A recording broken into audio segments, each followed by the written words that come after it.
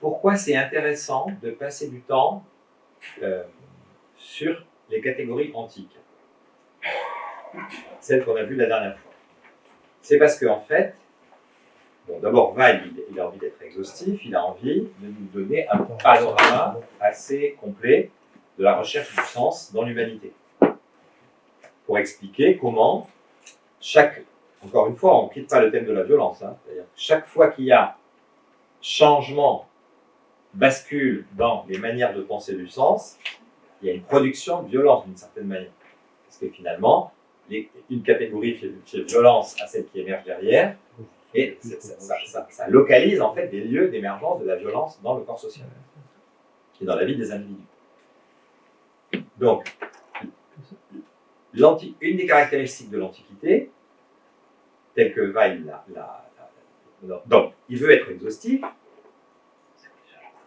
il ne veut pas oublier de grandes écoles ou de grandes catégories philosophiques, mais en même temps, il présente les catégories antiques pour déjà mettre en place un peu le tableau de ce qui va être les grandes tensions qui vont habiter les catégories de la pensée moderne.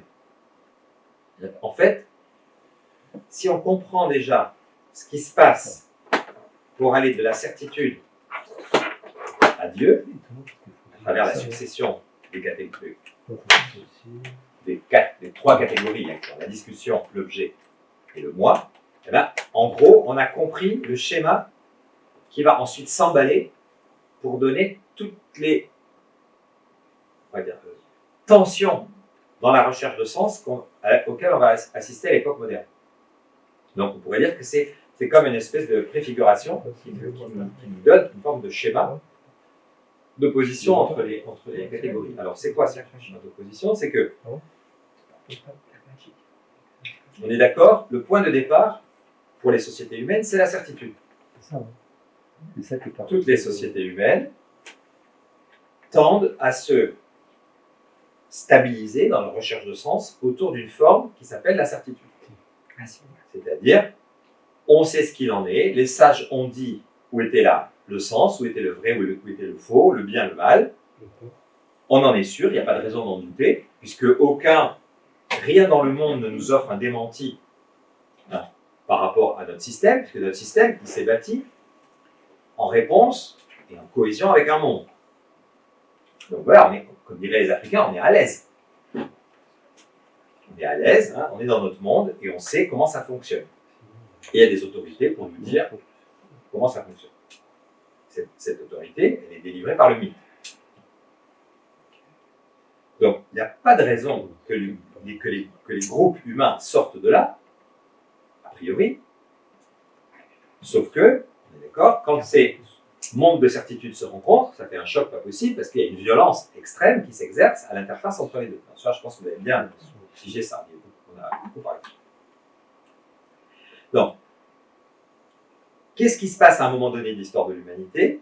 Il se passe qu'il y a une espèce de bouillon de culture en Grèce, à Athènes, qui fait qu'on ne peut plus se contenter des langages anciens de la certitude, il faut inventer une autre manière de faire servir le langage à la recherche de la vérité. Voilà. La question de la vérité, elle est comme reposée à nouveau. Pour répondre finalement à l'écroulement du monde et au fait que les certitudes d'hier, elles ne sont plus disponibles. Donc, le grand effort de Socrate, la grande lancée de Socrate, c'est lui qui inaugure la philosophie, on pourrait dire comme philosophie, là, c'est le fait de se dire je ne peux pas me résoudre à ce que tout soit relatif et à ce que ce soit le plus persuasif qui gagne, on va citer, et je ne peux pas me résoudre non plus à revenir vers les mythes anciens et vers les certitudes anciennes parce que ça ne fonctionne plus. Donc, comment on va trouver ce qui est vrai? Et donc, ça, c'est le grand exode de la pensée qui se fait par la discussion. La discussion, c'est vraiment la catégorie qui extrait, en fait, sa pensée on pourrait dire, du marécage de la certitude. Donc, il y a des nouveaux horizons qui s'ouvrent. Voilà. Et donc, dans ces nouveaux horizons qui s'ouvrent, donc la pensée va devenir maintenant, forcément, une pensée en construction, en effort, en discussion. Toujours, elle se remet en jeu. vous allez avoir une sorte de tension, de polarité qui va se faire toujours très vite entre, d'une part, un effort pour faire servir ce langage pour trouver davantage de vérité, et ça c'est la catégorie de l'objet. Les grands philosophes d'Athènes, Platon, Aristote, qu'est-ce qu'ils font? Eh bien, ils utilisent l'outil de langage forgé par Socrate pour postuler qu'il existe un monde dans lequel, un monde de sens, qu'on peut approcher et qu'on peut connaître par une démarche conceptuelle, en utilisant bien sa raison pour des raisonnements bien faits, bien construits. C'est le début de toutes les démarches scientifiques. L'approche mathématique étant plutôt valorisée par Platon et l'approche de classification, d'ordonnancement du réel plutôt valorisée par Aristote. Donc en fait, l'Antiquité déjà pose toutes les bases de la science moderne. Sauf que c'est pas d'abord pour enrichir la technique, c'est pour avoir des outils de compréhension du monde, pour mieux regarder le monde. Et lorsque vous avez cette avancée énorme qui est faite du côté de la vérité, déchiffrer la vérité,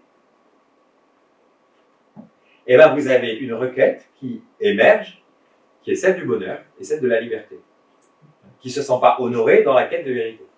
Donc en fait, l'Antiquité, qu'est-ce qu'elle nous montre? Elle nous montre que tout effort pour penser, s'il fait droit à la vérité, c'est-à-dire on va dire que c'est des catégories qui vont être essentialistes, qui vont essayer de chercher à produire la parole sur le fond des choses, eh bien, ça va faire des avancées spectaculaires du côté de la connaissance du monde, mais il y a toujours quelqu'un qui va être en souffrance, c'est la pensée de la liberté.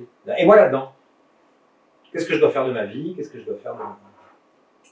Pourquoi je ne suis pas heureux? Et donc, on pourrait dire que dès les pensées de l'Antiquité, on peut comprendre que la pensée du sens, la philosophie, c'est une dialectique, c'est une tension à assumer toujours entre vérité et liberté.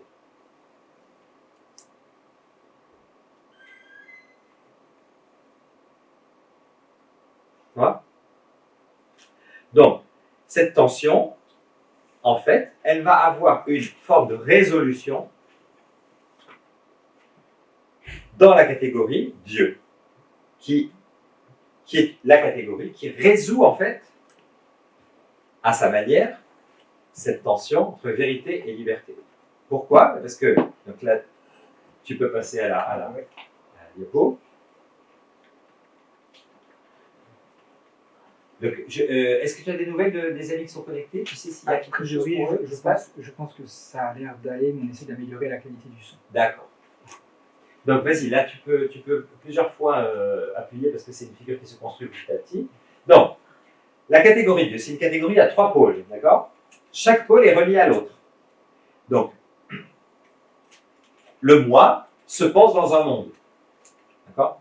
Moi, je suis un humain au milieu des humains. Mais je suis immergé dans un monde. Et ce monde, je ne suis pas confondu dans ce monde. Je le regarde. J'agis sur lui. Voilà. Donc, la flèche va dans les deux sens. Et je crois qu'il y a un Dieu qui est large aux deux. C'est-à-dire, à la fois, il est créateur du monde, mais à la fois, c'est un moi et il est créateur des moi, des libertés humaines. Donc, et comment est-ce qu'il se relie, ce Dieu, à la fois au monde et à la fois au moi? À travers des lois. Et Dieu donne une loi, c'est la loi de création. Les choses sont ce qu'elles sont, c'est la Bible. Hein. Les choses sont ce qu'elles sont parce que Dieu l'a décidé comme ça. C'est lui qui imprime sa loi au fond des êtres. Oui, tu peux continuer à taper. Oui. Donc, la création obéit à cette loi, puisqu'elle est œuvre de Dieu, qui obéit à la loi de Dieu. Et Dieu lui donne aussi une autre loi aux humains, la loi de liberté, pour leur liberté, mais les hommes répondent toujours de travers. Donc, du côté de la réponse humaine, il y a une autre forme que l'obéissance, c'est, je peux appuyer, ce qu'on appelle le péché. C'est-à-dire que l'homme n'est pas au diapason de la loi de Dieu, et donc, il n'est pas au diapason de la volonté de Dieu dans son rapport au monde. Alors, le péché marque à la fois, finalement, le péché, et donc le malheur humain, le malheur spécifique de l'homme, selon cette catégorie-là, ben, il vient de la méconnaissance ou de la non-obéissance à la loi de Dieu. D'accord? Donc, à travers une figure aussi stable que celle-là, à 3 pôles, vous expliquez à la fois ben, pourquoi il y a un monde, pourquoi il y a de l'humain, pourquoi il y a de la liberté, elle vient de là, tout vient de là, et pourquoi, finalement, il y a à la fois harmonie et présence, et à la fois mal, manque et souffrance.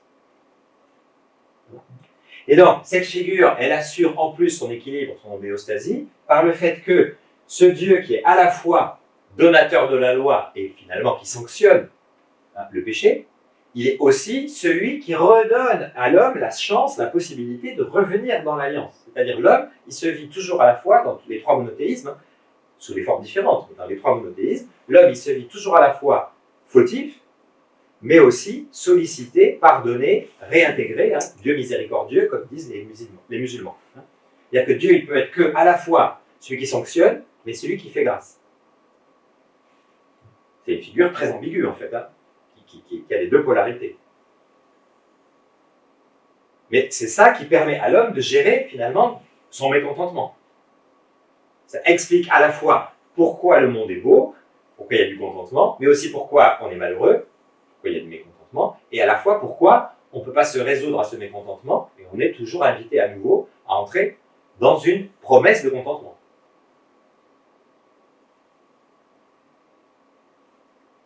Ça va? Donc, du coup, reviens quand même. Donc, ce sur quoi Weil insiste, c'est qu'en fait, finalement, on est revenu à une forme possible de certitude, et d'ailleurs, les religions monothéistes, pour Weil, c'est la reprise de la catégorie certitude sous la catégorie Dieu. C'est-à-dire qu'avec une figure comme ça, vous donnez un sens très satisfaisant à l'existence humaine, et vous pouvez conduire des sociétés entières dans ce contentement-là. C'est-à-dire le contentement, c'est Dieu. Et donc, c'est normal que ça fonctionne encore dans des vastes continents où, finalement, la quête de sens, elle est orientée par le religieux, c'est-à-dire tout s'explique par Dieu et la révélation, suivant la loi de Dieu, et puis voilà, tout ira bien. Ça va? Alors, quand il dit ça, il ne dit pas que Dieu n'existe pas ou tout ça, il ne se prononce pas du tout sur ça. Vous voyez, il analyse des fonctionnements, des types de fonctionnements. Évidemment, il est plutôt agnostique. Mais il vient du monde juif et il sait d'où il vient. C'est évident. Et il a une très très fine connaissance de ce que ça implique d'être croyant. Mais, qu'est-ce qu'il note Weil? Il note que, eh bien, en Occident, en Europe, donc on est d'accord qu'au Moyen-Âge, on peut dire l'ensemble des terres connues, Moyen-Orient, Europe et Afrique du Nord, et une grande partie de l'Asie, vit sur cette catégorie. Qu'est-ce qui va se passer en Europe au XVIe siècle? Il va se passer que, en fait, cette catégorie régnante, Dieu, elle va sécréter en elle-même une violence incroyable. C'est-à-dire que les chrétiens, qui appartiennent à la même catégorie, à la même sous-catégorie même, vont s'entretuer à cause de questions religieuses. Donc, la promesse que cette catégorie assure la paix, l'homéostasie à long terme, eh bien, elle s'efface, elle diminue en crédibilité. Donc, qu'est-ce qui va se passer? Donc, tu peux passer à la diapo suivante. Qu'est-ce qui va se passer? Eh bien, en fait, la figure de Dieu, elle va s'éloigner. C'est-à-dire ce Dieu qui était, ce Dieu, on pourrait dire, qui maintenait à bout de bras l'équilibre du monde, c'est pas forcément qu'on n'y croit plus. Beaucoup des philosophes et des scientifiques du XIXe siècle, par exemple du XVIIIe, du XIXe siècle, étaient, on va dire, déistes. C'est-à-dire croyaient qu'il y avait, oui, une entité supérieure qui avait mis le monde en route. Mais par contre, vous voyez la différence, qu'on soit athée ou qu'on soit déiste, c'est que, en fait, Dieu a cessé d'être, même s'il est quelque part à l'horizon de la pensée, il a cessé d'être la figure qui ordonne et qui commande tout par un système vivant de relations. Alors du coup, qu'est-ce qui reste si Dieu, comme partenaire impliqué, s'éloigne? ben, il reste le moi de l'humain en face du monde. Ça va? Mais, qu'est-ce qu'on a gardé de la catégorie précédente? Ça, c'est capital. Qu'est-ce qu'on a gardé de la catégorie précédente? Ben, déjà, l'idée d'une interaction forte. Mais surtout, l'idée que, en fait, ce monde et cet humain, ils sont gouvernés par des lois. Ça, c'est l'héritage de la catégorie précédente. C'est-à-dire, quand vous avez vécu pendant des siècles dans la catégorie Dieu, persuadé que finalement le monde est gouverné par un ensemble admirable de lois, et que vous, comme humain, vous êtes aussi sous une loi admirable, en fait, qu'est-ce qui vous reste? Ben, il vous reste de regarder le monde comme un ensemble admirable soumis à des lois. Ça va? Mais alors, du coup, quel va devenir le but de l'existence? Puisque le but de l'existence, ce n'est plus de communier à Dieu créateur et sauveur, puisqu'il s'est éloigné, il n'est plus disponible. Ou il n'est plus plausible, ce qui est un peu la même chose. C'est-à-dire que vous avez un effacement du sentiment de foi, en fait. Alors, ça ne veut pas dire qu'il ne continuera pas à y avoir des croyants. Parce que le sentiment croyant, c'est une attitude qui est toujours disponible. Voilà. Mais comme catégorie, quand ça devient de moins en moins pensable par de plus en plus de gens, ils vont se mettre à penser quoi, les gens? Mais ils vont se mettre à penser que la tâche maintenant qui incombe, la seule chose qui soit vraiment importante, c'est de déchiffrer les lois du monde pour pouvoir y être, comme dit Weil, à son aise. C'est-à-dire pour chercher à aménager le monde d'une manière où on y soit plus confortable. Et donc, on est rentré dans la catégorie numéro 9, que Weil appelle la condition, on verra pourquoi. Hein, parce que, qu'est-ce que va faire? Quel va être maintenant le contentement, c'est-à-dire l'effort de l'esprit humain? Ça va être de déchiffrer de manière la plus complète possible, hein, c'est sans fin, mais c'est eh bien, les conditions d'existence de tous les phénomènes dans le monde.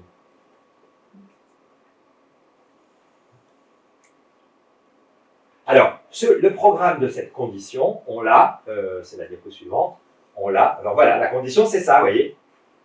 Il y a une rivière, il y a un fleuve magnifique, hein, mais, ah tiens, mais on peut faire de l'électricité avec l'eau du fleuve, donc on va construire des barrages, hein, c'est pour dire, hein, pour pouvoir, vous voyez, la mainmise de l'homme sur la nature. Je comprends la nature, je comprends à quoi elle peut me servir, et je comprends comment je peux l'utiliser. Et donc, hein, je m'intercale, on pourrait dire, et je viens me mettre à l'intérieur de tout ça pour...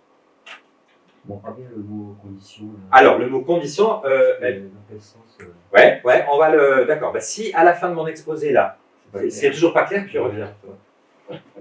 Donc, diapo suivante. Donc là, nous avons quelque chose qui est extrait, on pourrait dire c'est le programme de la condition, hein, c'est un philosophe du XVIIe siècle, René Descartes, qui écrit dans la 6e partie du discours de la méthode. Donc, ces découvertes, puisque il a fait un certain nombre de découvertes qui touchent à la méthodologie scientifique. D'accord? Ce serait trop long de les énumérer ici. Une manière, hein, on pourrait dire, il renouvelle l'effort de Platon et Aristote, mais à sa manière à lui, hein, pour mathématiser le réel. Tout se compte, tout se démontre, tout se dénombre, hein, et tout se positionne dans l'espace. Ces découvertes m'ont fait voir qu'il est possible de parvenir à des connaissances qui soient fort utiles à la vie, et qu'au lieu de cette philosophie spéculative qu'on enseigne dans les écoles, la philosophie spéculative qu'on enseigne dans les écoles, elle vient de qui? Platon, Aristote, d'accord? C'est-à-dire qu'on a déjà tout l'appareil spéculatif. Faire marcher les concepts, on sait le faire, mais ça ne nous sert qu'à spéculer. Or, maintenant, il y en a marre, on veut des connaissances utiles à la vie. C'est-à-dire, on veut transformer le monde. Être intelligent pour avoir le plaisir d'être intelligent et de dire « Regardez les étoiles comme elles sont belles, hein, et je sais exactement dans combien de temps Saturne reviendra au même endroit, et c'est merveilleux hein, », eh bien, Descartes dit « On s'en fout, ça ne sert à rien. » Donc, d'échéances qui soient utiles à la vie. Désolé. Non, pas grave, je pense que ça va partir. Euh, Là-haut, le petit coin là. Oui, je sais, j'ai pas compris. Je l'ai vu, ta souris partir. Ah, c'est vrai, il était là. Ouais, elle nous est apparue. Oui, elle est là, elle est là. Voilà. Oui. Hop, voilà. Voilà. Donc, au lieu de cette philosophie spéculative qu'on enseigne dans les écoles, on peut en trouver une pratique. C'est une philosophie pratique. Voilà, la condition, c'est ça. La philosophie, la science, ça doit être pratique. C'est-à-dire que, en fait, c'est le mariage du chercheur et de l'ingénieur. Pour aller déchiffrer toutes les conditions qui font que les choses sont... Pourquoi, par exemple, pourquoi tu as un joli pantalon de teinte marron clair? Ben parce que des gens ont trouvé comment fabriquer, à partir de X éléments, certains naturels, d'autres chimiques, une teinture qui soit exactement marron clair, de la couleur qu'on voulait. Le tissu vient de là, on va le faire comme ça, on va le traiter comme ça, et on va pouvoir produire des pantalons exactement de la bonne couleur. Ça, c'est le résultat de ce qu'on appelle la condition. C'est-à-dire, ce n'est plus livré à un artisan qui fait comme il peut, qui bricole, et qui ne sait pas très bien d'où vient le résultat qu'il a obtenu. Ça, c'est plus acceptable. Tout doit être contrôlé, normé, pour pouvoir, à volonté, reproduire les conditions pour créer des phénomènes. Donc, on peut en trouver une pratique par laquelle, connaissant la force et les actions du feu, de l'eau, de l'air, des astres, des cieux et de tous les autres corps qui nous environnent, donc il faut déchiffrer le monde, il faut vraiment les connaître, savoir tout ce que ces choses-là ont dans le ventre, qu'est-ce qu'elles peuvent produire. Aussi distinctement que nous connaissons les divers métiers de nos artisans, vous voyez, l'obsession, c'est de faire passer l'artisanat, le bricolage de l'artisanat, à une autre dimension grâce au concept des sciences et à la philosophie. Donc la philosophie, maintenant, elle doit servir à alimenter la technique. Et donc la science moderne est née. Et évidemment, en premier, bien sûr, qui va s'engouffrer là-dedans, les mathématiques. Tout peut être mathématisé, tout peut être démontré. Enfin, pas démontré, mais tout peut être numérisé. Et donc, maintenant, on a des listes entières. Vous êtes entièrement déchiffrable. Votre ADN, bientôt on aura tout son code ADN là, qu'on pourra acheter 3 €. Voilà. C'est exactement en ce moment combien vous avez de globules blancs dans le sang, combien vous avez de masse de lipides, combien vous avez de globules rouges, tout ça c'est à ciel ouvert. Enfin, c'est à livre ouvert. Donc c'est ça, dénombrer, déchiffrer, et c'est vrai pour les choses animées et inanimées. Donc aussi distinctement que nous pourrons, connaissant les divers métiers de nos artisans, nous les pourrions employer en même façon. Voilà, il y a un nouveau problème. Plus de micro-zoom, apparemment.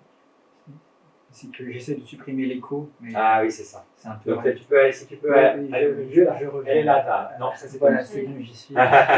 Je confonds. Voilà, c'est bon. Voilà. Nous les pourrions employer en même façon à tous les usages auxquels ils sont propres. Voilà. Ils, c'est le ciel, le feu, l'eau, la terre et tout. Maintenant, ils sont à notre service. Et ainsi, nous rendre comme maîtres et possesseurs de la nature. C'est une formule assez célèbre, mais c'est une formule lumineuse, en fait. Maintenant, on n'est plus les hôtes d'une nature créée par Dieu pour nous. Il n'y a plus d'arche. Il n'y a plus qu'une ressource pour nous. On va passer à notre condition maintenant. La condition maintenant c'est ça, c'est-à-dire que on ne veut plus simplement être conditionné dans une nature par un Dieu supérieur qui nous veut. Voilà, on n'est plus des créatures, on est des esprits qui savent déchiffrer et manipuler pour devenir maîtres et possesseurs. Je dis maintenant, aujourd'hui, on... Ah oui, nous évidemment, maintenant, nous on est le nez contre la toxicité de ça.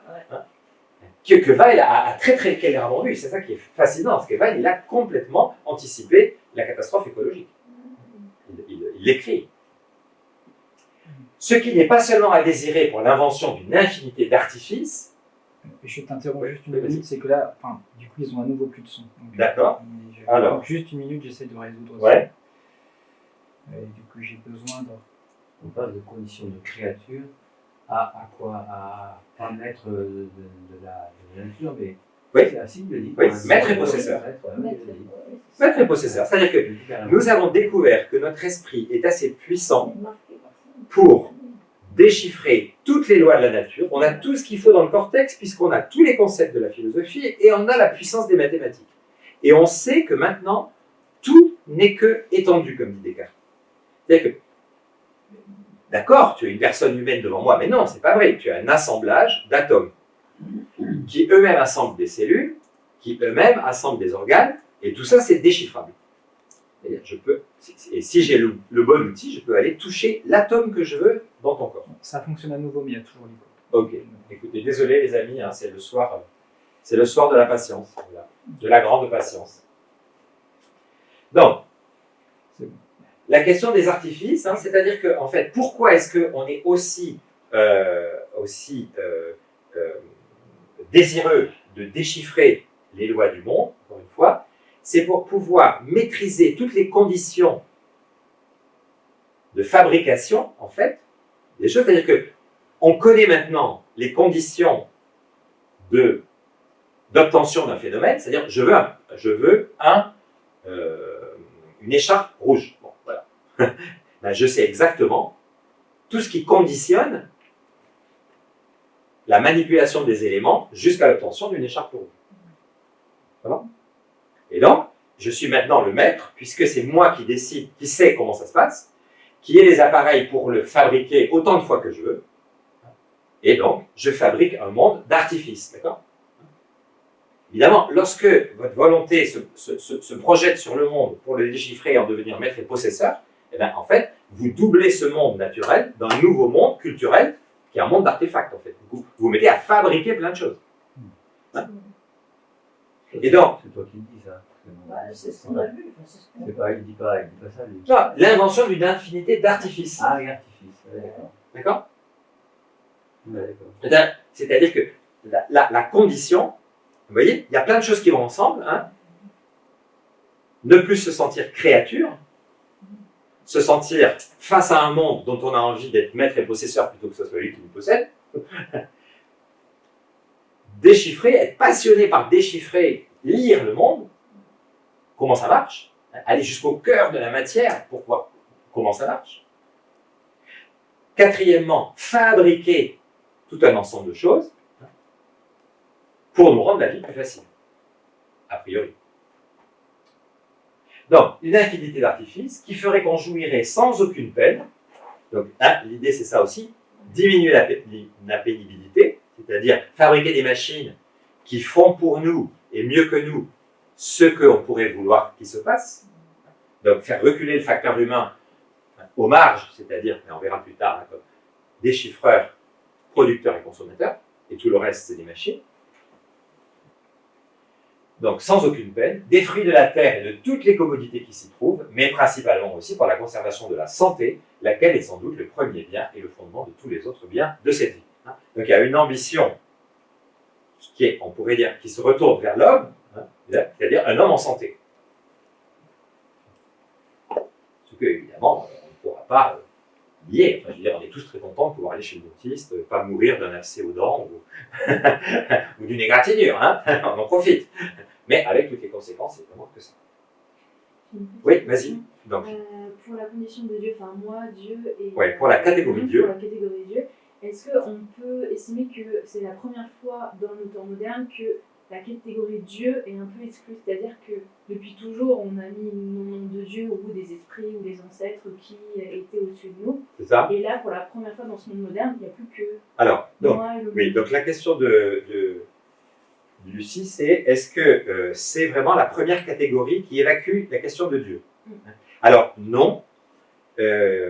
Déjà, dans non-sens, dans la catégorie non-sens, Dieu n'est pas nécessaire. C'est-à-dire que tu peux dire que dans la catégorie de vérité, le Brahman, par exemple, tu peux l'appeler Dieu, d'une certaine manière. C'est-à-dire à ce tout qui est vérité et qui est en tout et qui n'épuise, et que rien n'épuise, en fait. Tout ça, bon, finalement, c'est du divin. On peut dire c'est un des visages du divin. Après, dans la catégorie non-sens, il n'y a pas besoin de ça, puisque la seule chose qu'on sait, c'est que tout est illusion. Voilà. Donc déjà, on pourrait dire le bouddhisme au sens strict est un athéisme. Ensuite, la catégorie certitude, en général, elle se fabrique des dieux, puisque le système mythologique, il est toujours plus ou moins bâti, parce qu'il y a des entités supérieures qui sont garantes. Bon, il y a des dieux, bon voilà. En tout cas, il y a presque toujours une transcendance explicite qui est évoquée dans les mythes. Après, la discussion, c'est pas du tout clair si Socrate croyait que les dieux étaient réels. Il parlait de son daimon, mais c'est tout. Après, l'objet, c'est sûr qu'on reprend l'idée de Dieu, parce que l'objet de la connaissance, pour Aristote comme pour Platon, on l'appelle Dieu. Hein? Mais là, Dieu, c'est pas du tout le même Dieu que là. Là, c'est le garant du sens. Après, la catégorie du moi, par exemple, tu as toutes les possibilités. C'est-à-dire que tu vas avoir soit une pensée comme celle des stoïciens, qui dit, ben, je dois accepter tout ce qui m'arrive. Pourquoi? Ben, parce que c'est l'ordre du monde et c'est Zeus qui l'a voulu. Donc, demain, je dérape sur une plaque de verglas, je me casse les 2 jambes. C'est l'ordre du monde, c'est Zeus qui l'a voulu. Donc on pourrait dire que là, il y a une forme de mysticisme. Mais du côté de l'épicurisme, c'est un strict athéisme. L'Épicure, il dit, pourquoi on est là? C'est le hasard, le choc des atomes. Hein, c'est la première théorie atomiste. Hein, le choc des atomes. On est là, on le sait, ça ne mène à rien. La seule chose qu'il faut, c'est accepter d'aménager son petit territoire pour souffrir le moins possible, par exemple. Donc, alors oui, c'est clair que la catégorie de la condition, la seule chose qui est vraiment très nette, c'est que, d'une certaine manière, elle bâtit tout en n'ayant plus besoin de Dieu comme élément structurant du système. En tout cas, plus de mythes, plus de choses qui essaient de donner un semblant de sens à part. Plus de mythes qui essaient de donner un semblant de sens. Ben, ah oui, tu as un nouveau mythe qui vient, c'est celui du progrès infini. Il faut bien des mythes. Donc, et ici, le mythe, ben, il découle directement de la catégorie elle-même. Il est dans la structure même c'est-à-dire qu'on n'aura jamais fini de déchiffrer le sens de ce monde. La science, hein, plus la science avance, plus elle fait augmenter le périmètre de ce qui est inconnu, donc plus on a envie d'en savoir plus. C'est comme une île, la connaissance scientifique. Voilà. Plus l'île grossit, plus le périmètre grossit.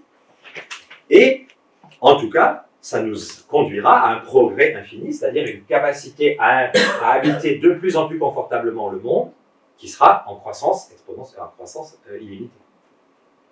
Ça, c'est le mythe. C'est-à-dire, le progrès devient Dieu, en fait.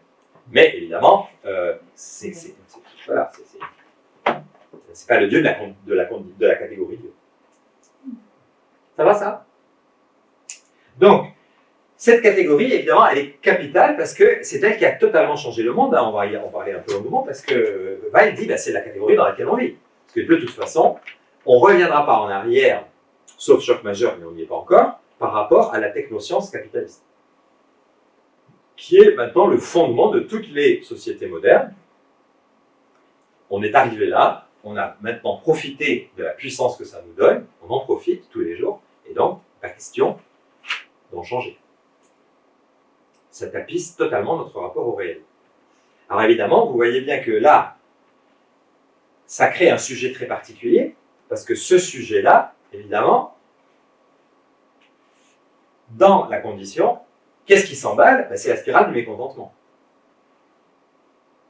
Puisqu'on est de plus en plus capable de fabriquer des objets qui de plus en plus vont satisfaire des désirs ou des besoins partiels, mais comme on a foi dans le progrès et qu'on sait qu'on peut faire beaucoup mieux dans pas longtemps, eh ben, on va du coup emballer la spirale du mécontentement en se projetant toujours plus vers un progrès lointain, hein, on pourrait dire un âge d'or inatteignable, et entre-temps, qu'est-ce qu'on fait? Ben, on fabrique du déchet, c'est-à-dire que on brûle ce qu'on a aimé pour pouvoir faire encore mieux, et comme on sait qu'on a le pouvoir collectif de faire encore mieux, eh ben, on y va. Donc, quelques caractéristiques de cette condition, parce qu'on verra après tout ce qui va se bâtir, tout ce qui va se penser en matière de sens, va naître de cette espèce de déséquilibre, et va être une forme de tentative pour pallier à ce déséquilibre. Alors, la diapo suivante. Donc voilà, hein, la condition, c'est ça d'abord. Hein. La condition, c'est quoi? Ben, c'est le chercheur et l'ingénieur ensemble, qui sont deux catégories hein, que la pensée antique avait séparées complètement. Hein. Le philosophe, c'était lui qui était chargé des concepts. Et puis après, il y avait l'artisan. Hein. Mais au mieux, le philosophe essaie de comprendre ce que fait l'artisan, mais au pire, ben, il le méprise. Platon, il n'avait pas beaucoup d'estime pour les métiers manuels. Le chercheur et l'ingénieur, l'ingénieur technicien. Ah ben, ils sont tous les deux scientifiques à leur manière, vous voyez. Ben, c'est très rigolo. Si vous allez vous promener dans des universités, là où il y a de la recherche, on méprise les ingénieurs, parce que c'est quand même, ça c'était trop drôle. Les gens, ben, mon fils, l'exemple même du matheux théoricien, la physique. Les mecs qui aiment la physique, mais enfin c'est vraiment des nuls. Quoi. La physique, c'est plein d'imprécisions, c'est minable comme science, la physique. Pour les mathématiciens, la physique, c'est minable. Et les physiciens, ils se servent des mathématiques, mais ils méprisent les mathématiciens en disant qu'ils sont perchés dans leurs équations. Ce qui compte, c'est la matière. Voilà, c'est la dialectique hein, que la condition arrive à enrôler à son service. Alors, donc, là on est revenu à Weil. Hein. Donc, ça, c'est deux citations importantes que je vous propose pour bien continuer à rentrer dans ce mystère, finalement, dans quel monde on vit et pourquoi on vit comme ça. L'homme de la condition ne s'intéresse pas à la question de savoir ce qu'il faut transformer et en vue de quoi. Il cherche, vraiment désintéressé dans ce sens, comment l'on peut transformer. Vous voyez, la condition. La condition, ça veut dire aussi que maintenant, la question n'est plus jamais pourquoi, mais toujours comment. À quelles conditions? Ou bien combien ça coûte. C'est la même chose. La question, ça ne va plus être est-ce que ça vaut le coup? C'est combien ça coûte. Donc, il cherche vraiment désintéressé dans ce sens comment l'on peut transformer, plus exactement, quelles sont les conditions de quelle transformation. Allez, qu'est-ce qu'on a envie de transformer maintenant? Et comment on peut y arriver? Ah, si c'est trop cher, on ne le fait pas. Mais dès que c'est faisable et qu'il y a un marché qui s'ouvre, on le fait. Et là, on verra tout à l'heure le lien avec le marché. C'est ainsi que l'homme de la science de la condition peut rester inconscient du sens de ce qu'il fait. Du sens qu'aura pour d'autres catégories ce qu'il fait. Ça va? Il est tellement braqué sur le comment, mais il faut y arriver, bon sang, on peut le faire. La recherche du procédé de transformation, d'accord? Procédé chimique, procédé, voilà, maintenant procédé informatique. L'expérience faite sur la nature ne lui apparaissent que comme des moyens de contrôler sa théorie et de vérifier son hypothèse. D'accord? J'ai compris, ça marche, faisons-le. Vous voyez que la chose elle-même, ben, elle est secondaire par rapport à l'ivresse de savoir, de déchiffrer et ensuite de manipuler, puisque mon savoir m'a permis de mieux manipuler. Il est, comme il dit volontiers, positif, et la question ne l'intéresse pas de savoir ce que son activité signifie. Ah ben, on est dans un monde très très grave. Et il n'y a pas tellement moyen de voir où ça peut s'arrêter.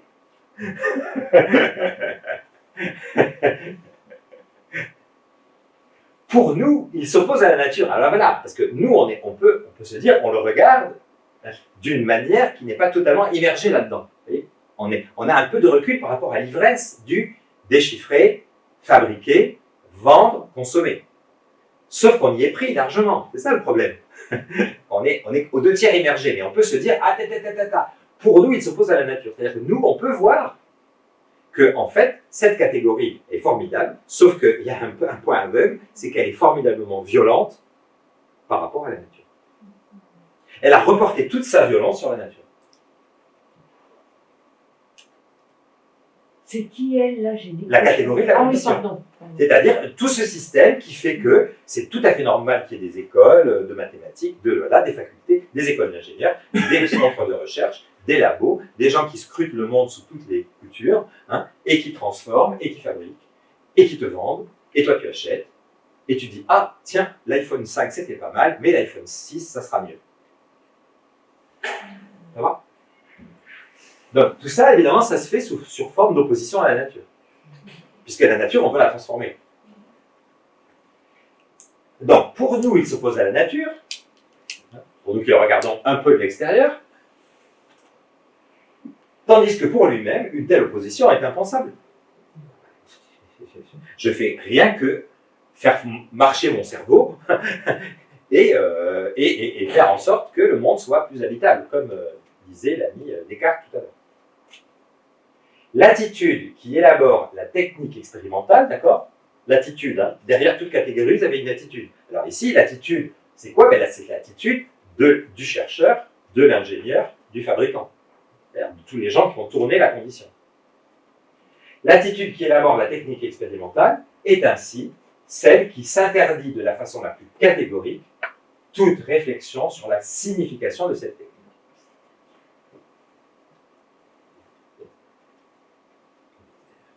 Dire à tous ces gens-là, non mais vous êtes vraiment sûr que ça sert à quelque chose, votre affaire? Et ils vont dire, attendez, vous rigolez. Depuis 400 ans, on vit comme ça et ça a bien fait ses preuves.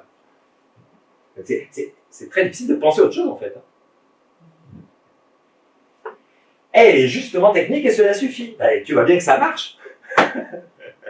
Tu vois bien que ça marche. Ta voiture, elle roule, hein, t'emmène à Bordeaux en 4 heures.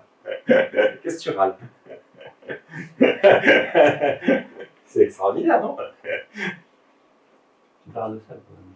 Ah ben ça, évidemment, on nage en plein paradoxe. Pourquoi on nage en plein paradoxe? Parce qu'il y a deux entités qui se font face, hein, le moi pensant et le monde à déchiffrer et à transformer. Donc, là, vous avez du duel, hein, et vous avez du paradoxe. Le paradoxe, dans la catégorie Dieu, évidemment, il est absorbé, parce que tout remonte à Dieu. C'est comme vous avez une prise de terre quelque part, ou une prise de ciel, je ne sais pas comment dire. Mais là, tout d'un coup, le truc, il se met à... L'homme, ici, n'a aucun langage pour lui, d'accord? Parce que la science, c'est technique pour lui, mais ce n'est pas un langage pour lui, parce que c'est un langage de la raison. Le langage, c'est un langage objectif. On pourrait dire que l'homme comme humain, il est sorti du système. Ça va l'idée? L'homme, il n'est plus que déchiffreur scientifique, fabricant, ingénieur, technicien, consommateur, on verra tout à l'heure. Mais il n'est plus humain dans le sens de celui qui a la responsabilité de dire le sens, en fait. Le sens, en gros, il est asservi à un sens qui se fait en lui, le sens du déchiffrement des choses. C'est objectif, quoi. Les atomes, ça se passe comme ça, les molécules, ça se passe comme ça, les étoiles, ça se passe comme ça, voilà ce qui se passe, voilà comment les matériaux naissent au cœur des étoiles, on sait tout ça. Les conditions d'existence du monde, on les connaît. Mais jamais on est le sujet qui dit « bon, je m'arrête quand ?» Donc, elle est justement, il n'a aucun langage pour lui, et la catégorie apparaît comme telle à l'homme qui la sert, puisqu'il ne s'en sert. On est au service de cette catégorie. Seulement dans le refus des attitudes et des catégories antérieures comme protestation et négation. C'est-à-dire que ce qui caractérise essentiellement celui qui a inféodé à cette catégorie, c'est qu'il a choisi le progrès contre l'obscurantisme des mythes, contre l'obscurantisme de Dieu, contre c'est-à-dire contre toutes ces prétendues sagesses qui ne faisaient pas avancer le monde.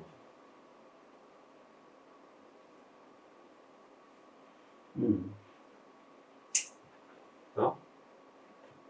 Donc évidemment, c'est une positivité redoutable. Alors, maintenant, ce qu'il faut bien comprendre, c'est que comment ça se passe, comment ça fonctionne si bien, parce que ça boucle avec un troisième volet. C'est la condition, c'est la technoscience capitaliste. Et c'est très intéressant parce que de même qu'il prédit la crise écologique, Weil prédit l'effondrement du communisme. Il est sûr que le communisme, ça ne va pas marcher. Parce qu'il écrit en 1950, hein, l'époque où il sait que ça ne marchera pas. Pourquoi? Parce qu'il dit, en fait, la condition, comment ça marche hein? Je pense que vous avez pigé. Tout le réel, tout doit être réduit à des choses mesurables. Ça va? Pourquoi? Pour que tout puisse être objectivé par la science. Rien ne doit subsister qui ne soit pas objet de calcul pour la science. Donc, pour que le système marche, il faut que du côté du sujet humain, il y ait le maximum d'éléments qui soient comptabilisables. Mais le sujet humain, lui, ça reste un sujet humain. Donc il a besoin d'un sentiment au moins de liberté. Ça va? Qu'est-ce qui permet d'allier au même endroit, d'un côté une face où on est objectivé, on est complètement sous le calcul, et de l'autre où, du côté subjectif, on a l'impression d'être libre? Eh bien, il y a une chose qui fonctionne comme ça dans l'humain, c'est le désir de posséder. Donc, le désir de posséder, il faut savoir que hein, l'envie de s'enrichir, l'envie d'accumuler, était tout à fait méprisée par presque toutes les philosophies précédentes. Mais là, on a trouvé le point d'atterrissage qui permet à toutes les objectivités de la condition de se greffer sur la subjectivité des sujets. C'est-à-dire qu'il faut trouver quelque chose qui fasse que, à la fois, le sujet humain agisse comme un sujet humain, c'est-à-dire j'exerce ma liberté, je fais du sens, mais d'une manière qui soit entièrement reversable du côté du calcul. Donc, qu'est-ce qu'on va faire du sujet humain? On va faire du sujet humain un agent de production et de consommation. On va le coincer là-dedans. C'est-à-dire, tu veux exister? Bah, produis et consomme.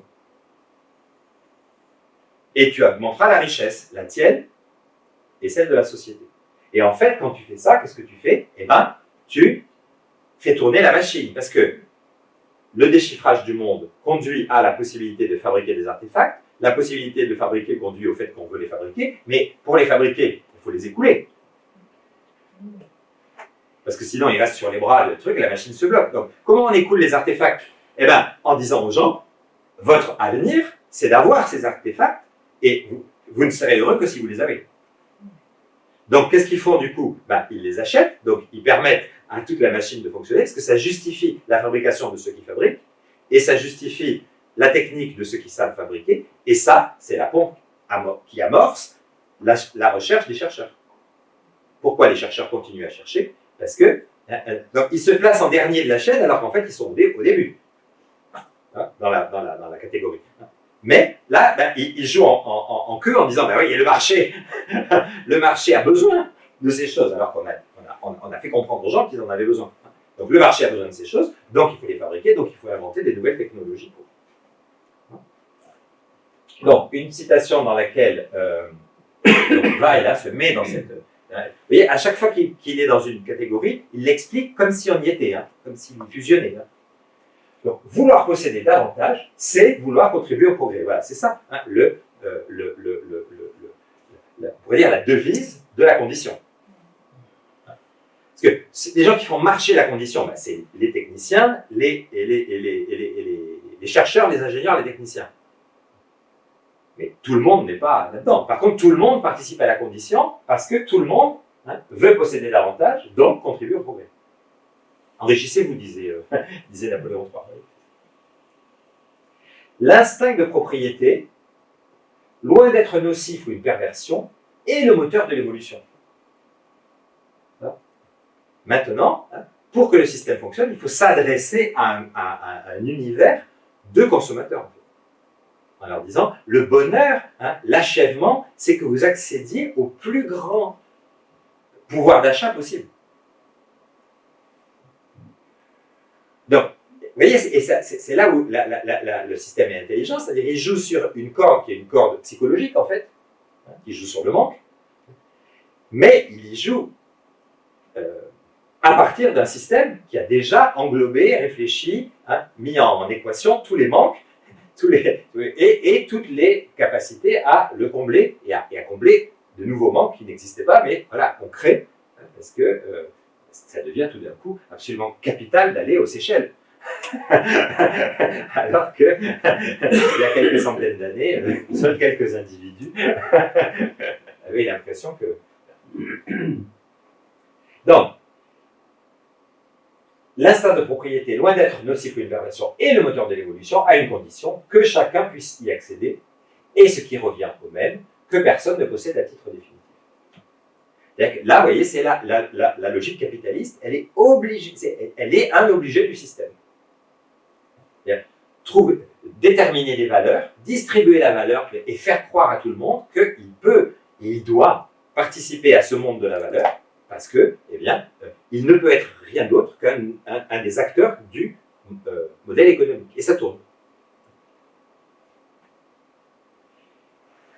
Donc, les biens nécessaires à la production doivent circuler pour aller à celui qui en tire le plus grand profit pour lui-même et ainsi pour la société. Le lui-même et la société étant évidemment liés, puisque en consommant davantage ou en consommant mieux, tu es un auxiliaire de la société. Rien ne doit être exclu du domaine social. Alors, social ici n'est pas évidemment l'aide sociale, hein. C'est le domaine de ce qui peut être possédé par n'importe qui. D'accord ? Toute chose doit avoir un propriétaire et une valeur, être à la disposition d'un tel, et pourtant pouvoir passer à celle de n'importe quel autre. Hein. Vous voyez, ça c'est le marché. Vous êtes d'accord ? Rien ou de moins en moins de choses ne doivent échapper à la loi du marché. Combien ça vaut ? Je peux me le payer, je me le paye. Ah, c'est cher. Du coup, je tire plus de prestige à l'avoir. Mais évidemment, si je me le paye, j'améliore la société. Puisque je fais tourner l'industrie du luxe, par exemple, et ça crée plein d'emplois, etc., etc. C'est alors qu'aucune partie de la nature ne restera abandonnée. Et donc, il faut pouvoir acheter une parcelle de la forêt amazonienne ou une île aux Caraïbes. C'est triste. Et que la communauté tirera de chacune le maximum de profit. La société idéale est ainsi la société du marché industriel. Voilà, c'est la seule qui vaille dans cette condition-là, où toute valeur repose sur le travail et s'exprime exactement mesurée en argent. L'argent étant évidemment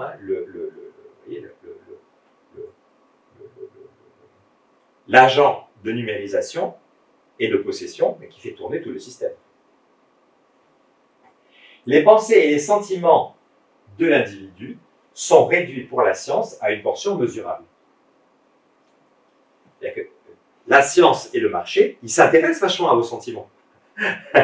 Ils savent exactement ce que vous voulez consommer.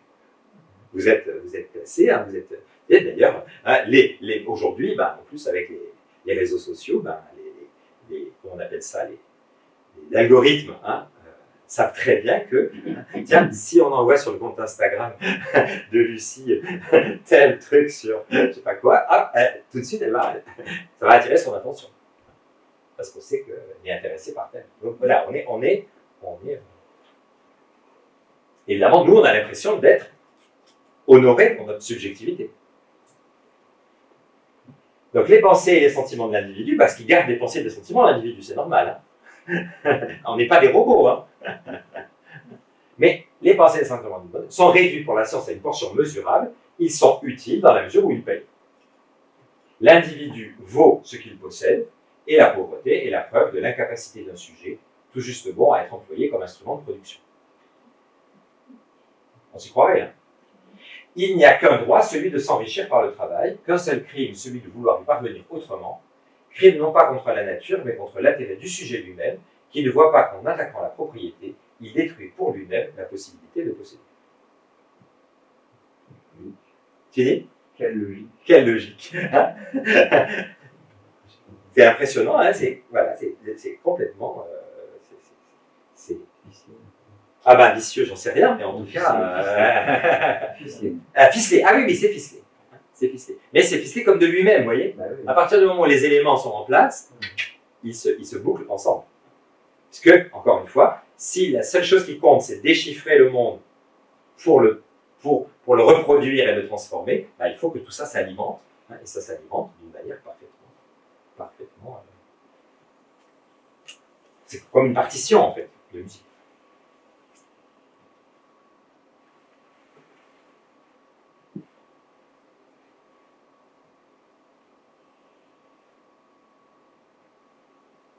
Voilà, donc le problème posé, dernière citation sur la condition, le problème posé est ainsi résolu et une science de la société a été fondée. C'est-à-dire que tout peut être objet de science, même la société. Jusqu'à présent, c'était des choses qui étaient objet de science. Maintenant, on comprend la science de la société, ben c'est quoi? Ben c'est par excellence l'économie. L'économie comme science de la société, c'est-à-dire ben voilà comment ça fonctionne, comment ça tourne, et comment on enrichit et comment on fait tourner le système. L'intérêt normal de l'homme, et c'est défini, est devenu mesurable. Sans posséder une science qui atteigne chaque homme, parce que ben, l'homme reste un mystère quand même quelque part, on peut parler de l'homme qui est véritablement homme parce qu'on sait que c'est l'homme qui travaille en calculant. C'est l'homme de l'économie, homo economicus. Donc, il travaille en calculant, il calcule voilà, son budget, ses fins de mois. Est-ce qu'il peut s'offrir un voyage aux Seychelles? Le reste n'offre plus de difficultés de principe. Après, qu'on fasse ce qu'on veut, qu'on croit ce qu'on veut, qu'on aime qui on veut, c'est à partir du moment où ça tourne. Les lignes sont toutes tracées que doivent suivre l'éducation et la politique. Et donc derrière l'économie, qui est-ce qui suit? L'éducation d'un côté, la politique de l'autre. On sait tous que maintenant, tout est à la remorque de l'économie. Tous les individus doivent participer à la technique pour avoir des chances égales, d'accord? Puisque c'est la technique qui fait tourner finalement la technique d'un côté, la science dure, mais pas tout le monde devient scientifique, chercheur, mais la technique en tout cas, il y en a besoin dans les usines, dans les labos, et l'économie. Donc, tous les individus doivent participer à la technique pour avoir des chances égales. Toutes les nations doivent entrer en compétition sur le marché pour pouvoir contribuer au progrès. C'est fou, hein? Le mec, il écrit en 1950, il sait qu'on va vers le marché mondial, vers la dérégulation et vers la circulation des biens fabriqués en Chine, conçus au Canada, fabriqués en Chine, consommés en France. Donc, toutes les nations doivent entrer en compétition sur le marché pour pouvoir contribuer au progrès. Une société civilisée donnera donc à ses membres une instruction scientifique. Il faut faire des maths dès le collège, c'est évident, et de la physique, dès le lycée, qui développent leur faculté de travail et les libérera en même temps des préjugés. Vous voyez, vous avez les deux idées, c'est-à-dire la science comme ce qui fait reculer le mythe et les fables de l'ancien monde, et puis la science comme ce qui permet de faire tourner la machine techno-scientifico-capitaliste. Sans leur donner cependant des désirs qu'ils ne sont pas capables de satisfaire par leur propre force. Tout en gardant les gens quand même dans un horizon de consommation.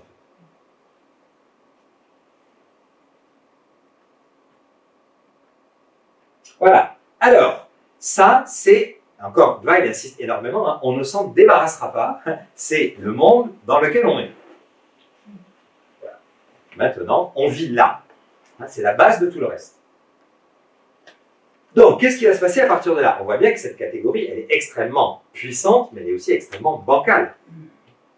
D'ailleurs, elle menace de s'asphyxier elle-même, ce qu'elle est en train de faire en ce moment. Là, ça y est, maintenant on sait.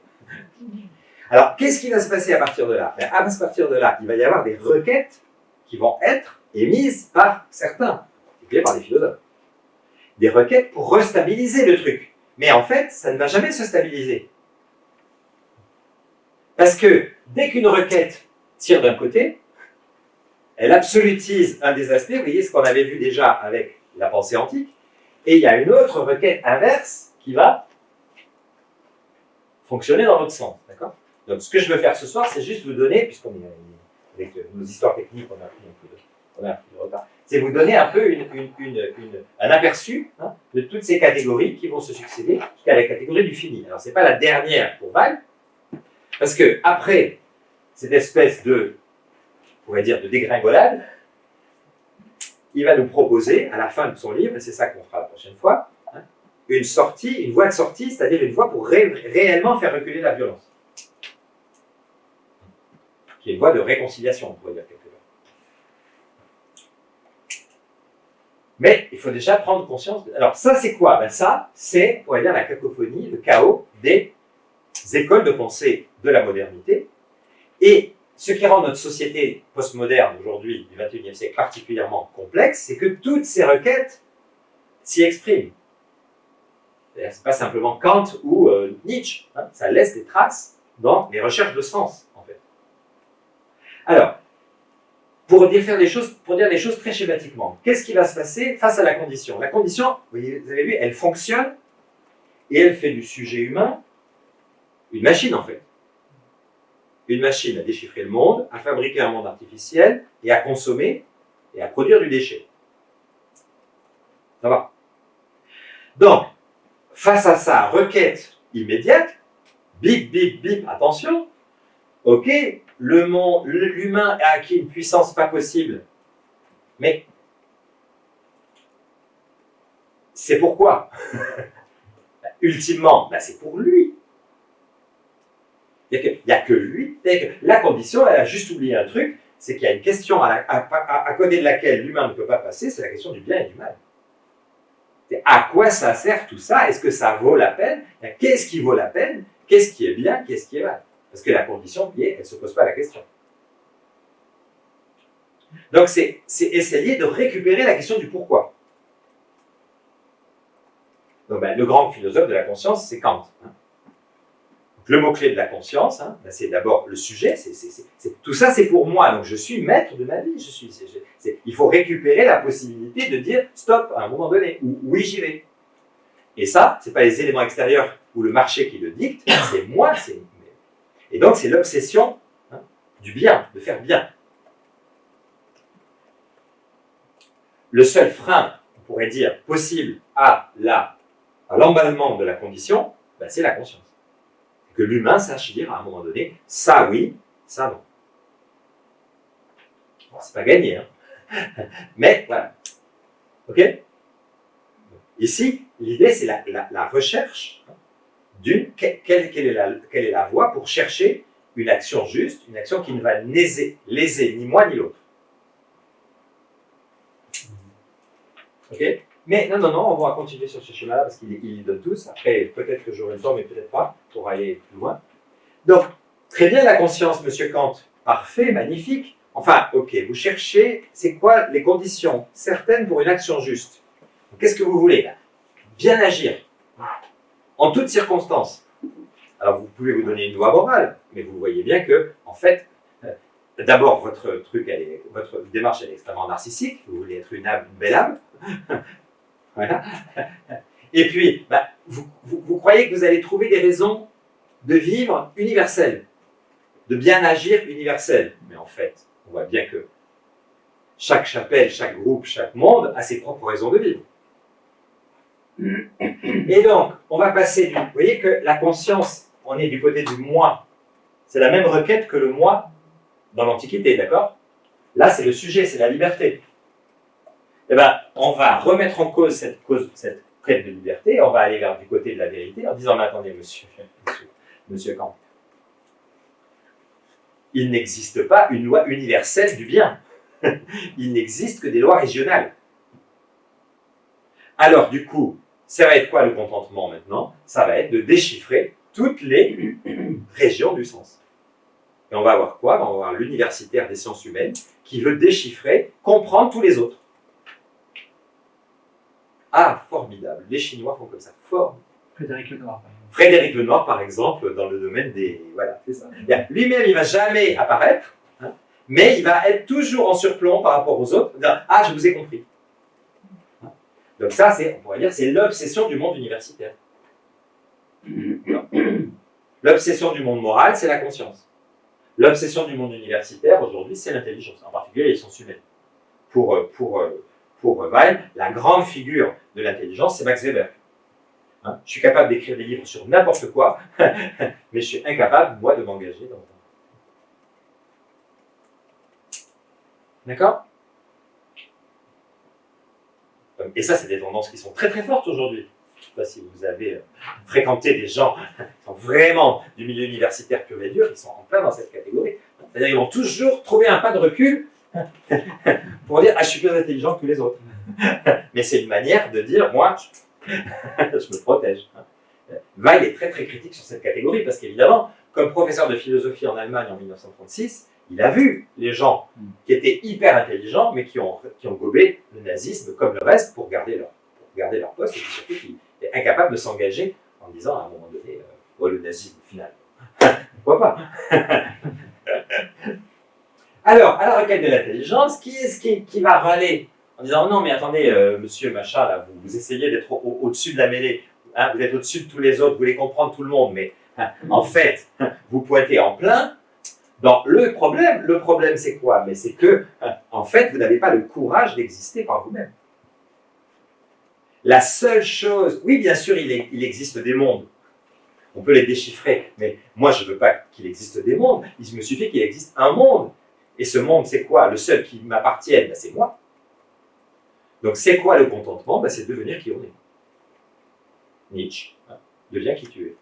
C'est-à-dire que la seule chose qui vale que je me batte pour elle, c'est mon authenticité. Le mot-clé, là, ça sera l'authenticité. Le combat pour l'authenticité. Je me fiche que le monde ait des valeurs, qu'elles soient ceci ou cela, ça ne m'intéresse pas. Si je ne suis pas capable de créer moi-même ma propre valeur, mon propre univers de valeurs, et d'être authentique vis-à-vis de ces valeurs, ben alors j'ai tout perdu. Et je suis à nouveau un objet d'étude pour la condition, pour l'intelligence, ce que je ne veux pas être. Je veux être disruptif, je veux être unique, je veux être. Ça va? Donc, alors là, évidemment, c'est une catégorie qui a envahi complètement nos sociétés. C'est-à-dire que, c'est quoi le but de ta vie? C'est d'être moi. Ok. Sauf que tu ne seras jamais au bout du processus, parce que chaque instant, tu nais à toi-même. Donc en fait, tu es toujours en équilibre sur un fil. Hein. On devient fou dans ce truc. Mais n'empêche qu'il y a un tas de gens pour lesquels il n'y a que ça qui compte. Et on voit bien que derrière, il y a par exemple l'esthétisation de la vie. Voilà, être unique, être beau, voilà. Mais qui évidemment, alors en plus, la condition, elle a le chic évidemment pour recycler, pour se servir de toutes ces motivations régionales, hein, pour alimenter des marchés nouveaux en fait. Et que vous pouvez, avec la personnalité, vous pouvez faire des marchés formidables. Le marché du développement personnel, le marché du bien-être, le marché de la santé, le marché du soin des ongles et du bodybuilding et tout ça. D'accord? Alors, derrière la personnalité, toutes les traces qu'elle laisse, hein, parce que, et vous voyez, la personnalité, il y a une violence énorme. C'est la violence du sujet qui veut s'affirmer contre les autres. Parce que pour devenir authentique, qu'est-ce qu'il faut faire? Il faut se dégager de l'emprise des autres. Donc, le sujet de la personnalité, il est tout le temps en conflit, en fait. Nietzsche, c'est ça. Hein, c'est lui qui pérore et qui éructe, parce que le monde l'écrase. Il ne sait pas très bien c'est quoi respirer, mais en tout cas, il veut repousser l'emprise du monde sur lui. Et donc, qu'est-ce qui vient derrière la personnalité? Une nouvelle catégorie essentialiste, la plus forte de toutes, l'absolu, c'est la catégorie de Hegel. Qu'est-ce qu'il a compris, M. Hegel? Il a compris que, la personnalité, c'est très intéressant. Donc, vous vouliez être vous-même. Ah oui, d'accord. Contre les autres. Ah, oui. Je comprends. Le conflit. La clé du monde, c'est le conflit. Les humains luttent les uns contre les autres. Les classes luttent les unes contre les autres. Les groupes luttent les uns contre les autres. Les pays luttent les uns contre les autres. Les professions luttent les unes contre les autres. Les entreprises luttent les unes contre les autres. Il n'existe que du conflit. Mais on ne peut pas faire de ce conflit un absolu comme la personnalité. C'est trop petit. En fait, regardez bien ce qui se passe dans toutes ces luttes qui font que les humains se dressent les uns contre les autres, se détruisent. Qu'est-ce qui se passe? Eh bien, l'humanité progresse. Il y a quelque chose qui avance. Même si, évidemment, dans cette avancée, il y a des millions de morts. N'empêche que toute cette négativité produit une positivité. C'est-à-dire que ce qui émerge, l'exemple type, c'est pourquoi on a une société dans laquelle on est un tout petit peu à l'abri d'un certain nombre de besoins criants, parce qu'il y a derrière nous des centaines d'années de lutte sociale. C'est évident que sans beaucoup de sang versé, on ne serait pas là, tranquillement, à dire tiens, la sécurité sociale, remboursez-moi mon dentiste, ou une partie de mon dentiste, ou je ne sais pas quoi, et la retraite et compagnie. Pourquoi on a tout ça? Parce que les gens se sont battus jusqu'à la mort.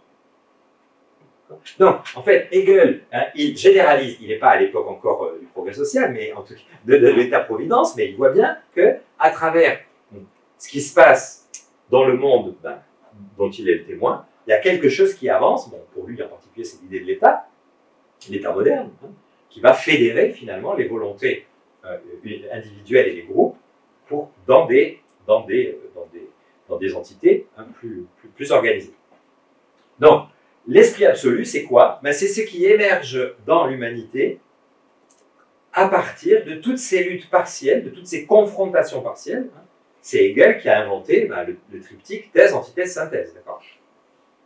Comment est-ce qu'on sait ce qui est vrai? Ben, lorsqu'on a posé une chose comme vraie, puis qu'on l'a niée, qu'on s'est convaincu, et de la négation des deux, de la thèse par l'antithèse, naît autre chose qui s'appelle la synthèse, qui vous fait progresser dans la conception, la compréhension de la vérité. D'accord? Donc, l'absolu, on pourrait dire, c'est la fin de la philosophie, c'est-à-dire, discutez, battez-vous, engueulez-vous au Sénat, à l'Assemblée nationale, dans la rue, il en sortira toujours quelque chose de bon. Chacun a sa place, embrasse ton combat, accepte que tu vas y perdre des plumes, peut-être la vie, mais en tout cas, tu travailles finalement pour le progrès de l'humanité. Ça va? C'est la fin de la philosophie. Eh bien, parce que tu résous tout en disant, finalement, oui, tu as l'impression de galérer, ta négativité, ton sentiment, il est atteint. Oui, pourquoi est-ce qu'on a fait ça? Je ne suis pas d'accord. Tout ça. Et regarde, finalement, c'est la réconciliation universelle, c'est l'absolu. Ça va? Il n'y a plus rien à dire si tu dis, maintenant, même le pire qui t'arrive, si tu l'acceptes, si tu le vis en pleine conscience comme quelque chose qui est en train de faire progresser l'humanité, tout le monde est content. Une sorte de synthèse philosophique. Exactement.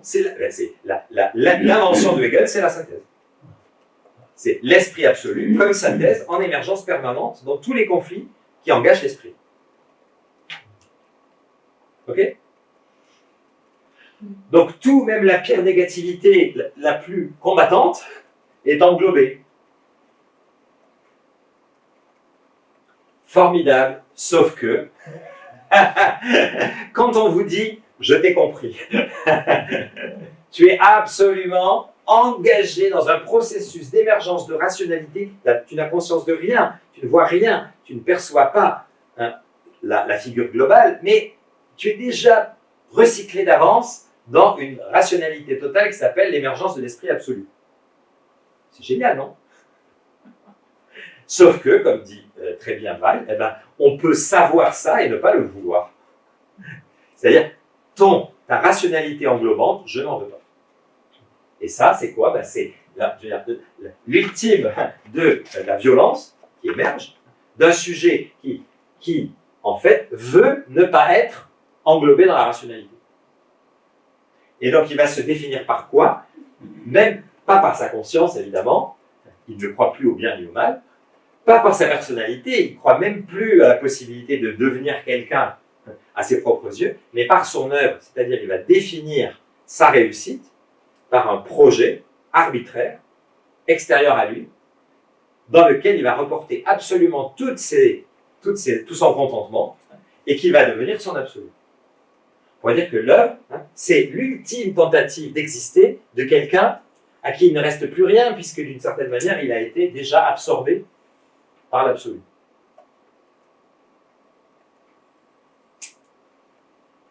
Alors peut-être qu'on va aller quand même à la dernière citation sur l'œuvre. Je pense que j'en ai une citation sur l'œuvre. Vas-y, donc la conscience. Alors, c'est Kant, le tribunal que l'homme sent en lui est la conscience, le tribunal en soi.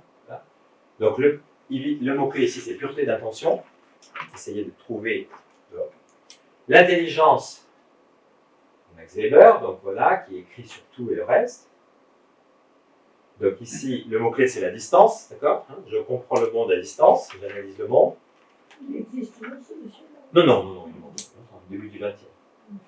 Non, vas-y, tu peux passer. La personnalité, donc, la Nietzsche, s'affirmer dans sa différence. Le mot-clé, c'est le conflit, l'authenticité. Petite citation de Weil sur la personnalité, c'est pas grave, on va passer. L'absolu, donc ça c'est Hegel, et puis les guerres napoléoniennes, donc l'émergence de l'Europe moderne, et la synthèse par le conflit. D'accord? Et donc, là aussi on passe. Et donc l'œuvre, donc évidemment l'œuvre pour le théoricien de l'œuvre, hein, celui qui met vraiment cette catégorie en relief pour Weil, ben c'est Hitler. Vous l'avez dit, hein, Hitler, hein, Weil il veut penser la rationalité du nazisme. C'est-à-dire, pourquoi est-ce qu'à un moment donné, dans le pays le plus philosophique du monde, émerge le nazisme? C'est-à-dire la violence la plus absolue, hein, quelque part, un système qui s'érige lui-même comme violence. Eh bien, parce que, donc ça, c'est aussi à la catégorie de l'artiste, hein, qui se projette entièrement dans son œuvre. Voilà. Et là, bon, évidemment, c'est pas la même intensité. Hein, mais il y en a un qui permet de comprendre la logique de l'autre. C'est quoi? Ben, c'est le fait de s'identifier à quelque chose qui est arbitraire, en fait. Alors, peut-être la citation vous aidera mieux, puis on y reviendra la prochaine fois. Donc, l'homme de l'œuvre, d'accord? C'est qui l'homme de l'œuvre? Alors là, derrière l'homme de l'œuvre, vous pensez à, par exemple, tous les populistes. Trump, c'est un des exemples. Quand vous lisez l'œuvre, ben vous voyez Trump. Vous pouvez ne pas le voir. Il connaît la particularité et son opiniâtreté déraisonnable. C'est-à-dire que, parce qu'on sort de l'absolu, d'accord? L'absolu dit, ok, tout revient dans le global finalement. Tout est globalisable. Même la particularité, la plus particulière. D'accord? Donc si tu t'obstines dans ta particularité particulière, ben, tu es déraisonnable d'une certaine manière. Hein? Même ta singularité, elle est rationalisable. Donc lui, ben, il connaît ses particularités et son opiniâtreté déraisonnable, et il se veut opiniâtre et déraisonnable. Vous voyez, ce qui est passé, le cran supplémentaire par rapport à la personnalité, par exemple. La personnalité, il trouve des raisons encore. Il dit, mais moi, je suis une personne merveilleuse. Donc ça vaut le coup de valoriser qui je suis. L'œuvre, il a même plus ça. Il dit, mais bordel, je m'en fous. Moi, c'est ça. Je veux ça et je l'aurai. Et je ferai en sorte que d'autres fassent ce que je veux. En fait, il investit toutes ses énergies dans un projet qui est un projet porteur de violence. En fait. Donc, il sait que dans la pensée, il disparaît. Il disparaît pourquoi? Parce que sa singularité, elle est absorbée dans l'émergence de l'esprit absolu. Ça va? En gros, il a été pensé d'avance. L'absolu pense tout à l'avance, puisque l'absolu dit toute particularité, si elle joue le jeu de la négativité, va finir par enrichir le tout et la réconciliation des contraires. En gros, faites ce que vous voulez, ça finira par profiter à la société. Même votre pire connerie, elle finira à apprendre quelque chose à la société. Peut-être qu'il faut faire une loi contre tel type de connerie. Ça va? Mais l'œuvre dit, mais moi je revendique ma connerie, et maintenant je vais faire en sorte que la loi elle soit autour de ma connerie. Eh oui. Donc, il sait que dans la pensée il disparaît, que cette disparition est légitime s'il accepte de penser. C'est pourquoi il rejette la pensée. Il ne veut pas penser, il veut être. Non pas comme la personnalité envers et contre tout et tous. D'accord? La personnalité, il veut être envers et contre tout et tous pour pouvoir dire « moi j'existe plus fort que les autres ». Lui, il n'en est même plus là. Hein? Il ne veut pas être comme la personnalité envers et contre tout et tous, non pas comme l'intelligence à part tout et tous. L'intelligence, il voulait voir les choses de loin, d'accord? La personnalité dit « j'existe » et je vais vous pousser suffisamment loin pour que vous sachiez que j'existe. L'intelligence, il dit « j'existe », mais moi j'existe en vous regardant de loin. Mais lui, il ne veut pas être tout ça, mais il veut être tout et tous.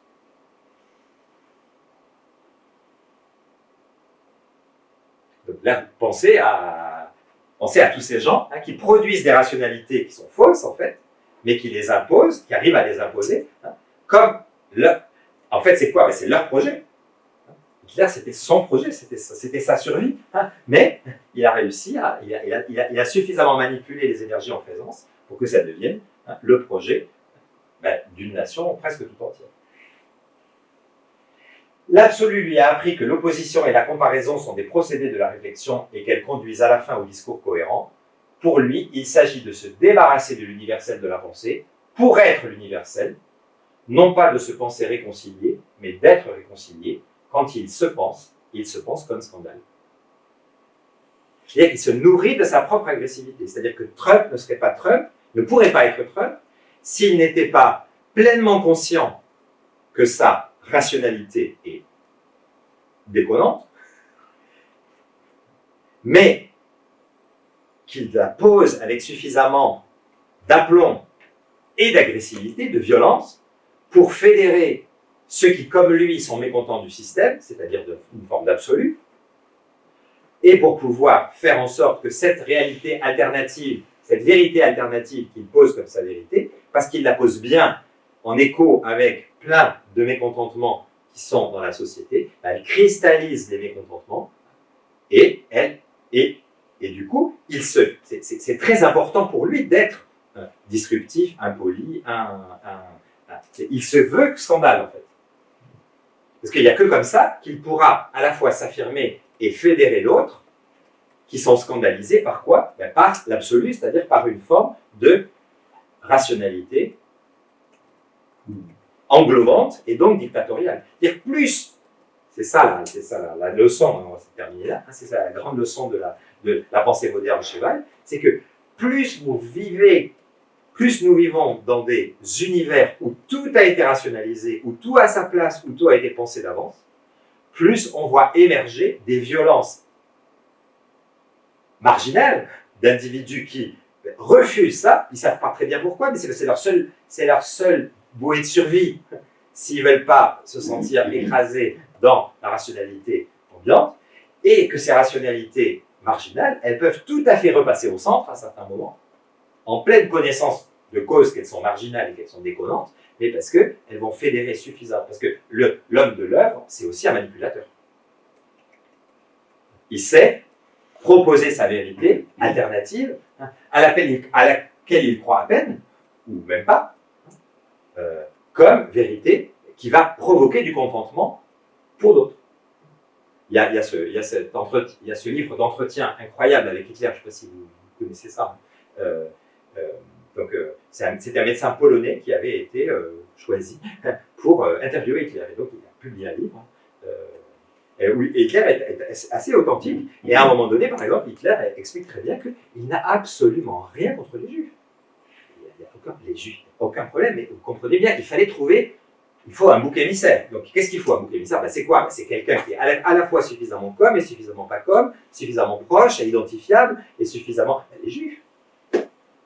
Oui, c'est une évidence, non?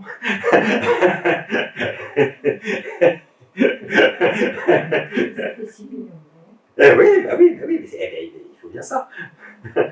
L'œuvre, c'est ça. La fin justifie les moyens, et la fin, c'est quoi? C'est un projet complètement arbitraire, en fait, qui émerge d'où? On ne sait pas. Et justement, c'est ça la force du système, c'est que plus l'absolu est absolu, plus ce qui va émerger comme rationalité alternative va être bizarre, va être alternatif. Plus les gens qui émergent à l'absolu vont dire mais comment on peut écouter Trump? Mais c'est justement ça qui fait sa force. Parce qu'il offre un îlot de résistance à ce qu'il appelle le swamp, c'est-à-dire cette espèce de discours convenu des démocrates américains et de la démocratie sociale américaine depuis des décennies, où on sait à l'avance ce que vont dire les gens. Parce que tout est tellement normé, il ne faut pas heurter telle catégorie de population, il ne faut pas... Vous savez, les discours américains sont formatés d'une manière incroyable, parce qu'ils sont pris, en fait. Plus, évidemment, c'est facile de dire, mais voilà, ça, c'est le mal. Est-ce que Weill, il explique quelque part dans sa pensée pourquoi autant d'hommes ont adhéré à cette... Oui, tout à fait. Donc la question de François, c'est est-ce qu'il explique pourquoi le succès d'Hitler finalement? Alors lui, tout à fait, enfin bon, il faudrait retrouver les pages, je ne les ai pas là, mais je les retrouverai pour la prochaine fois. Parce que la condition, c'est la matrice de tout ça, la condition laisse des tas de gens sur le carreau. Parce que quand tu dis le bonheur c'est posséder, travailler, consommer, ben, il y a des tas de gens qui ne peuvent pas posséder, consommer, travailler comme ils voudraient. Et en plus, la condition en mettant en œuvre un contentement qui est l'accumulation, elle augmente la capacité de mécontentement de l'humain. Elle fabrique des mécontents. Parce que si le bonheur c'est d'avoir un iPhone 12, ben, tout le monde n'a pas un iPhone 12. Donc, le nombre de gens qui ne sont pas contents. Donc, en fait, la condition, elle a multiplié de manière exponentielle les gens pas contents. Donc, il suffit qu'à un moment donné, il y ait des faits, des moments historiques dans lesquels il y a un absolu qui essaie de se mettre en place et qui n'y arrive pas complètement, que de fédérer. Si tu trouves la bonne formule pour fédérer tous les mécontents et cristalliser leur mécontentement, tu as une force incroyable d'identification. Pourquoi il appelle ça l'œuvre? Parce que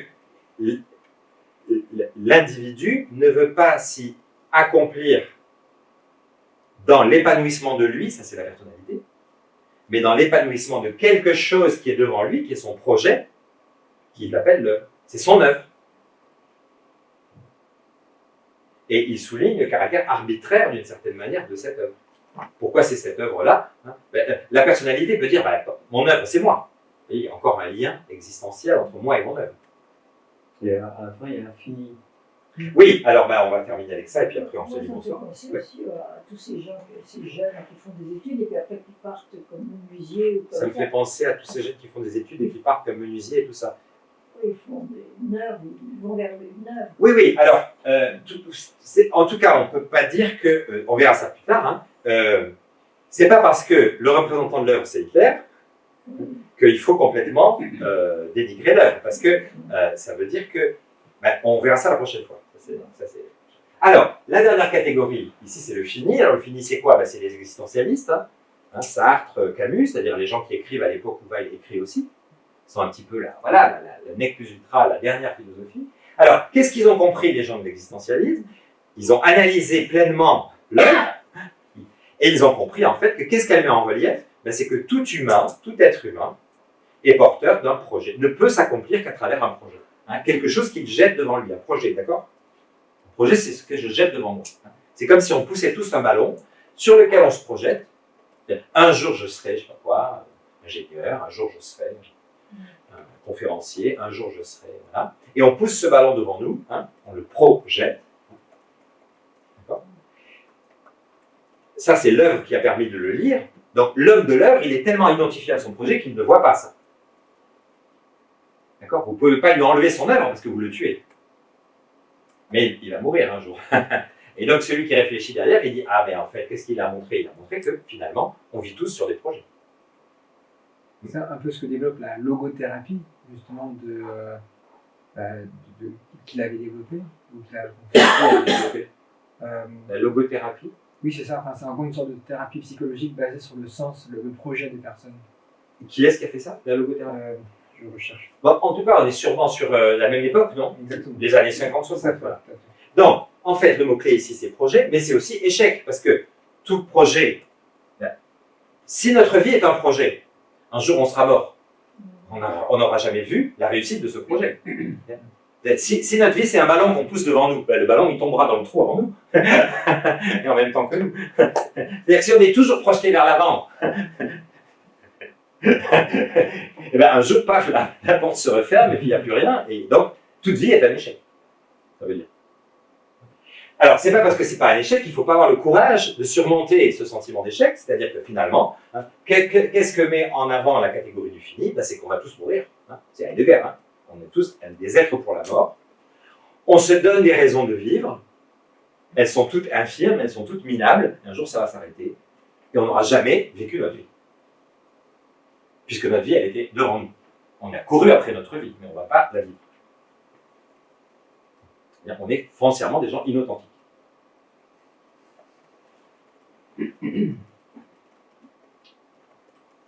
Donc, ce qui n'empêche pas d'avoir le courage. Ce qui n'empêche pas d'avoir le courage, tout à fait, et de vouloir ce projet, même si on sait qu'il est minable et qu'il sera un échec. Voilà. Donc ça, c'est Camus, par exemple.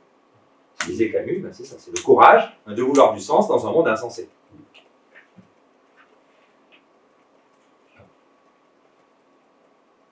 C'était Viktor Frankl. Ah, Viktor Frankl, oui, c'est ça. Oui, bon, on est dans les mêmes. Donc, je vous laisse là-dessus. D'abord parce que ça se termine, il faut arrêter là. Mais aussi parce que c'est bon de faire une pause à cet endroit-là, hein, avant de voir la prochaine fois. Et puis après, on discutera là-dessus. J'espère que le son sera rétabli pour les amis qui sont en connexion. La prochaine fois, ce que je voudrais, c'est vous présenter dans un premier temps la solution, j'allais dire, de réconciliation de Weil. On a annoncé quoi? La sagesse. On va où? Vous verrez, c'est assez fort, c'est fort et subtil. Et à partir de ça, de discuter sur qu'est-ce que ça nous fait, comment ça nous inspire ou pas, quelles questions ça nous pose. Mais voilà, c'est à ce moment-là qu'il faut s'arrêter, parce que après ce qu'il va nous proposer, ça ne sera pas une catégorie de plus pour encore se déplacer, mais une catégorie de récapitulation et réconciliation. On va arrêter de fuir vers l'avant et on va se retourner et on va commencer à faire de la synthèse. Mais une synthèse qui à la fois ne va pas oublier l'absolu, mais aussi l'œuvre et aussi le fil. Je ne vous en dis pas plus.